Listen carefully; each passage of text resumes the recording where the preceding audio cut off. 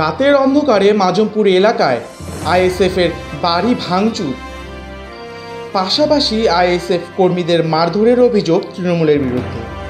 Haroa block জুড়ে গ্রাম পঞ্চায়েতের মাজমপুর এলাকায় ঘটনাটি ঘটেছে মঙ্গলবার গভীর রাতে।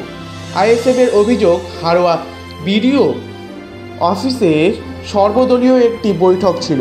সেই বৈঠকের শেষে আইএসএফের সঙ্গে তৃণমূলের একটা গণ্ডগোল ও ঝামেলা হয়। সেই সময় ওই এলাকায় আইএসএফ ও তৃণমূলের মধ্যে হাতাহাতি হয়। তার কয়েক ঘন্টা পর বেশ কিছু তৃণমূল আশ্রিত দুষ্কৃতীরা ওই মাজমপুর এলাকায় আইএসএফের কর্মীদের বাড়িতে চড়াও হয়। তাদের মারধরের পাশাপাশি তাদের বাড়িঘরও ভাঙচুর করা হয় বলে অভিযোগ। ঘটনায় 5 জন আইএসএফ কর্মী আহত হয়েছে এবং প্রায় 4টি বাড়িতে ব্যাপক পরিমাণে ভাঙচুর চালানো হয়েছে বলে অভিযোগ।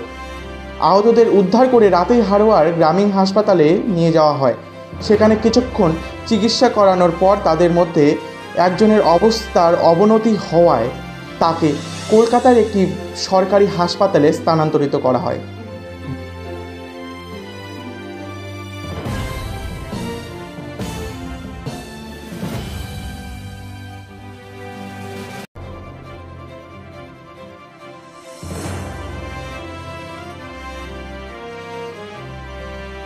আইএসএফের আমি ওপারের অবজারভার 4টে অঞ্চলের।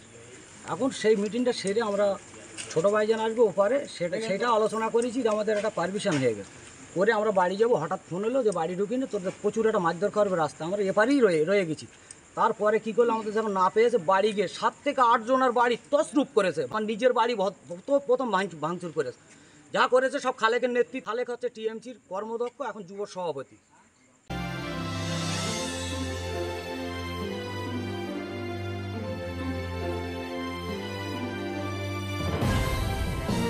তবে এই ঘটনা সম্পূর্ণ অস্বীকার করেছে তৃণমূলের পক্ষ থেকে। অভিযোগ তৃণমূলের বিরুদ্ধে যে অভিযোগ আনা হয়েছে, অভিযোগ সম্পূর্ণ মিথ্যে। তৃণমূলের সঙ্গে কোনো জড়িত নয়।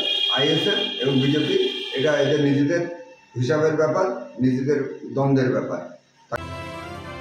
Bureau report, royal Bangla TV.